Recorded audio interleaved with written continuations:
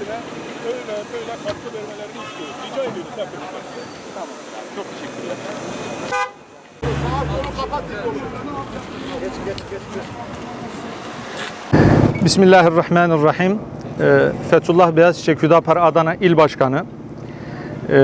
Bugün Yüreğir İlçe Başkanımız ve teşkilatımızla birlikte mobilyacılar sitesindeyiz. Burada geldik, esnaflarımızı ziyaret ettik. Daha önce esnaflarımız tarafından bizlere iletilen sorun ve sıkıntıları yerinde inceleme fırsatı bulduk.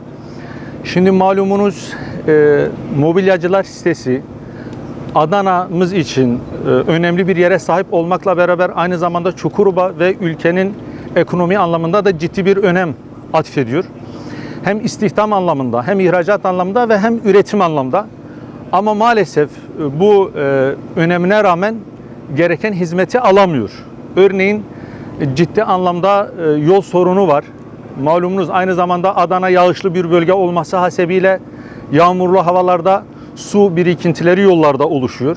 Ve aynı zamanda kanalizasyon probleminden kaynaklı olarak suların gitmemesinden dolayı araçların gelmesi, siteye giriş çıkışlarda ciddi anlamda mağduriyet ve sorun sıkıntılar oluşuyor. Bununla birlikte aynı şekilde şu anda da arkamda gördüğünüz gibi ciddi anlamda bir çöp yığınağı mevcut. Malumunuz olduğu üzere mobilyacılar sitesinin büyük oranda esnafının hem tahta hem odunla iştigal olması ve aynı zamanda kumaş vesaire ürünleri kullanmalarından dolayı bu yapmış oldukları üretim malzemelerinin artıklarını çöp konteynerlerin yanına attıkları zamanında alınmadığı zaman çıkabilecek en ufak bir yangında haliyle otomatik olarak Allah muhafaza büyük bir yangının dönüşmesine ve otomatik olarak diğer dükkanlara, fabrikalara sıçraması durumunda büyük bir felakete de sebebiyet verebilir. Haliyle yolların yapılmasıyla birlikte kanalizasyonların düzenli bir şekilde temizlenip gerekirse altyapının komple restorasyon edilmesiyle birlikte çöplerin zamanında toplanması büyük bir önem arz ediyor.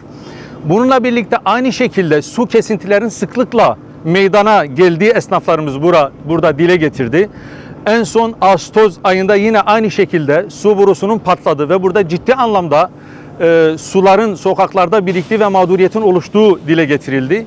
Biz buradan ASKİ'ye sesleniyoruz. Yani burada geçici pansuman şeklindeki önlemlerden ziyade kalıcı bir önlem, gerekirse boruların tamamının değiştirilip sağlam ve kalıcı bir çözümle altyapının bir restore edilmesi, revize edilmesi gerektiğini burada dile getiriyoruz. Aynı zamanda bununla birlikte bazı esnaf kardeşlerimiz elektrik kesintilerinin de meydana zaman zaman geldiğini söylediler. Malumunuz buradaki fabrika ve dükkanların birçoğunun makinaları elektrikle çalışmalarından kaynaklı olarak elektriklerin kesintiye uğramasından dolayı hem aynı zamanda üretim ve çalışmanın durması halinde otomatik olarak esnaf kardeşlerimiz de istihdam etmiş oldukları işçilere izin vermek zorunda kaldıkları zaman çift taraflı bir mağduriyet oluşuyor. Mobilya üretimi yapıyorum. Buradaki sorunlar esnaflarımızın elektrik kesintileri, çöplerin birikmiş olmalı, alt kanalizasyonların çalışmaması, iş yerlerimizin su giderleri, yağmur yağdığında direkt iş yerlerimizin su altında kalması, suların basılması. Biz buradaki yöneticilerden Büyükşehir Belediyesi'nin ve Yüreğir Belediyesi'nin hizmetlerinin görevinin başında olmalarını istiyorum. Yani bizleri dikkate almaları lazım. En büyük sorunlarımız çöp sorunu. Zaten arka tarafımızda yığılmış. Aynı hani bir bölgede çöp bölgesi ayrılmış olur ya, çöplük alanı denilir. Burası da aynı işte çöplük alanımız. Yani basında gözüküyor zaten. Yani biraz duyarlı olsunlar. Biz bunlardan para pul istemiyoruz.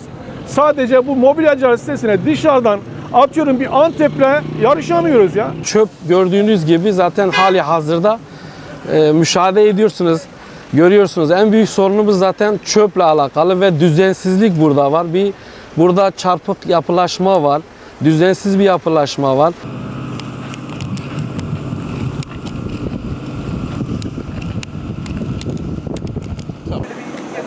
Detay görüntü alalım. Tekniği yaktılar. Tamam. O tarafa yürüyeyim mi oraya? Oraya doğru yürü abi, detay alalım. Evet, sen değil. Çok amaçlı kullanılan bir üründür. Bak burada tekne yanmış. Burada bu tekne yandığında bahçe yanabilir, esnafın yeri yanabilir. Bakın şu köşede ahşabımız yanmış.